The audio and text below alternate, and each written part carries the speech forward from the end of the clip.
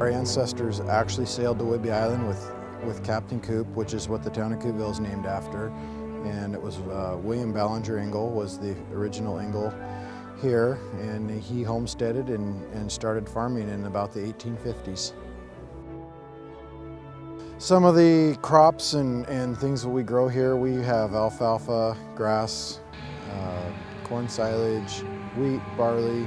We raise some hogs for slaughter, half and wholes, dairy replacement heifers, hay for horses. So we've kind of tied it into a local situation as much as possible.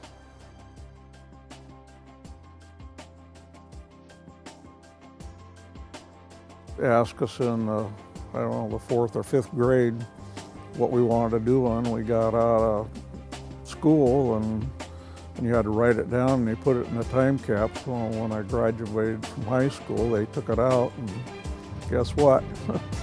That's what I gave them. Farming is what I'd like to do when I got out of high school, and when I got out of high school, that's what it was. And so I've been at this for a long time.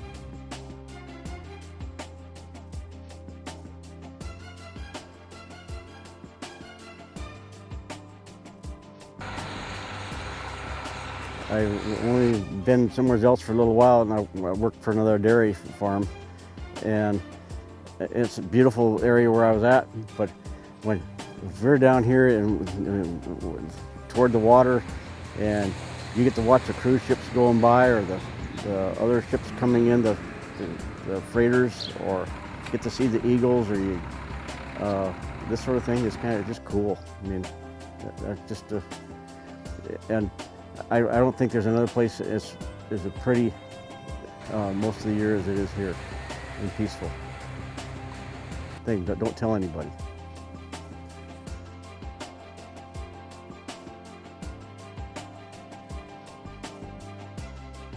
We're standing in the heart of EB's Reserve, which is Coupeville, Washington.